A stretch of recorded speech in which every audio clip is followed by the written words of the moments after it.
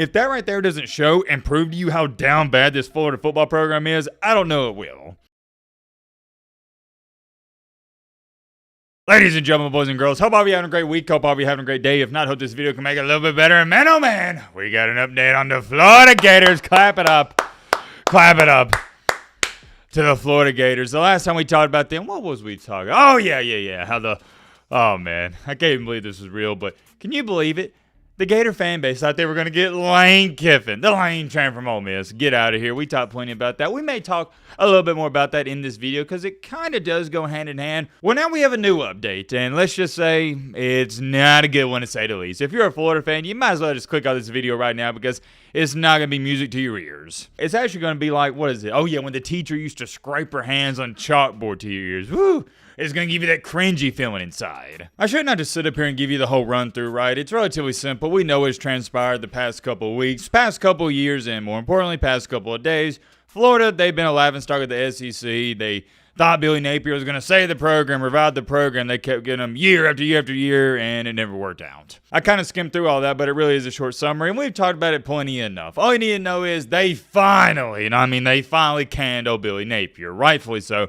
He was terrible at his job, and I'm sure he's a great and outstanding guy. I'm sure I like watching some games with him, golfing with him, hanging out with him.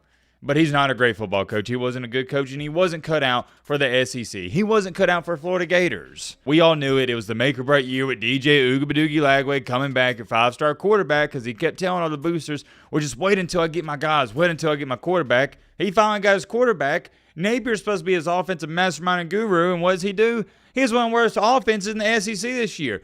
Instead of being an offensive football team, Florida, up until this, most recent firing, was known as a defensive football team. They had and still currently have a top 20 defense in the nation. It's the offense that was holding them back, and why all of it's so ironic is because Billy Napier, offensive-minded head coach. This Florida football team had zero identity. There was no hopes of it getting better anytime soon, so yeah, that's all she wrote. Well, now here we are. Everybody's like, Kiffin, Lane Kiffin this, Lane Kiffin that. I don't know why Florida fans are clamoring about Kiffin.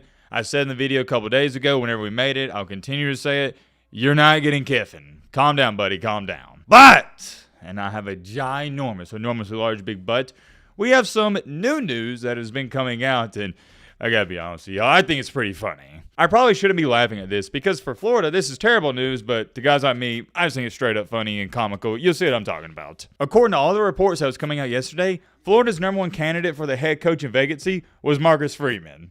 Freeman immediately said no. I just think that's funny because normally the reports just say something along the lines of, yeah, Freeman's weighing his options. Will he leave? Will he not leave? And as you see right here, it's just like, yeah, he said no. If that right there doesn't show and prove to you how down bad this Florida football program is, I don't know it will. So it's not even like, oh, I guess. No, you can cross Marcus Freeman off of the list. And I'm going to divert back to this. I said with Kiffin, I said with Freeman.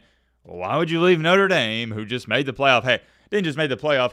You made the national championship to enter a rebuild with a team that's not going to be competing anytime soon for a championship. Just doesn't make any sense. You got all the resources in the world at Notre Dame. It's fine. I mean, it doesn't get much better than the Notre Dame job. Why would you leave and go elsewhere? It doesn't make any rational sense unless your wife and family wants to live in Florida. Outside of that, zilch, zada, nothing. Had some people send me this. Let's read it off, shall we? I don't know who needs to hear this, but Marcus Freeman isn't leaving Notre Dame. Okay, yeah, we already established that, but I'll continue along. Why would he walk away from one of the most storied programs, a place he just took a national champ? Yep, same thing I'm saying here. Penn State and Florida aren't upgrades. Freeman's in a better spot, and he's staying in South Bend for a long time.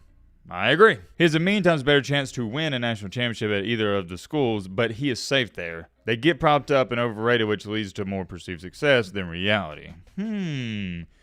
Interesting. What do you think about that? Here's a great rebuttal for you. I don't even have to say it. He answered it. Why does he have a better chance there than Notre Dame? He just made it to a national championship. Great point. Backed up by factual claims and statements. There's literally only one place he will leave for, and we all know the answer. And that position will likely not be available, hopefully, for a very, very long time.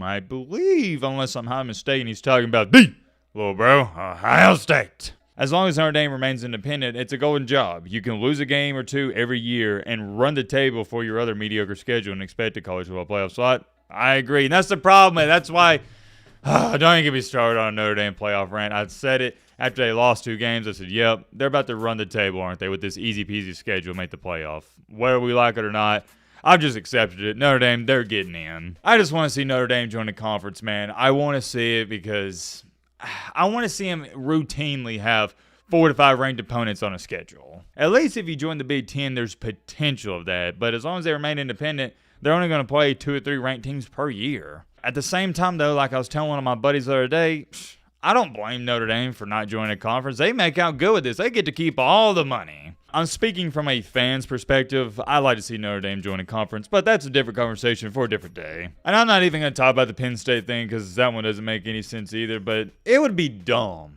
for Marcus Freeman. It's not even like, okay, I'll put it to you like this.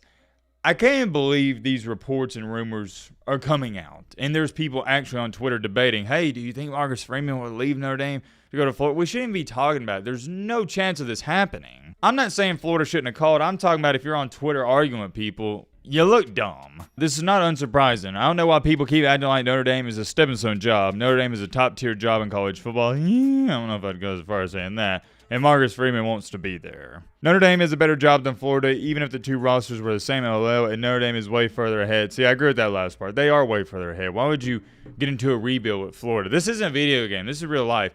Even if you attempt to rebuild Florida, you believe you can do it, it's going to take 3 to 4 years. I wouldn't do it. And the one rebuttal all these Timothys and Bobbies in the comment section have been saying recently, oh, man, you're wrong, dude. With the transfer portal NIL, you turn around Florida by next year. What are you talking about? Let me tell you something. You have no idea what you're talking about. Let me explain. Yeah, sure. You can bring in 40 players in transfer portal. You can buy players, do all that nice stuff. But it's going to take 3 to 4 years to install your principles. Just install your brand on the program. That's what I'm talking about. And even at that, I say 3 to 4 years because by that 3 to 4 year mark, you've recruited guys that you wanted there. You don't have leftovers from Napier. Let's talk about this, though. Since it's looking like Marcus Freeman is not going to be taking the Florida job, that was their leading candidate. Kiffin, that's not going to happen either unless something changes anytime soon. I don't think it will. Who are you going after? I don't know because they are telling us, hey, we want a heavy hitter. We want a guy that's established in the industry. We don't want some new and up-and-comer like Billy Napier again. We're not doing that experiment all over. And that's all fine and dandy, but I couldn't begin to tell you who I think Florida is currently pursuing. No idea. I have no idea because they're going, well, we don't want an up-and-comer, but truth of the matter is you're going to have to hire an up-and-comer. Wait a minute. Hold on. Hold your horses, partner. Hold your horses. You know who I just thought of? Why are they not reaching out to this guy? The guy who just upset an in-state rival. Miami, the U, Jeff Brom. He has what is it? Something around, I don't know, 7 top 10 wins. All he does is upset big-time teams. Why not go after Jeff Brom? He's not a new guy. He's not an up-and-comer. He's kind of established in the industry. I think that'd be a pretty decent hire. Who knows what Florida's going to do? You also never know what Scott Strickland's going to do. He's definitely a interesting character, and I'll leave it at that. It is what it is. I'll keep you guys updated. Let me know your thoughts down below. But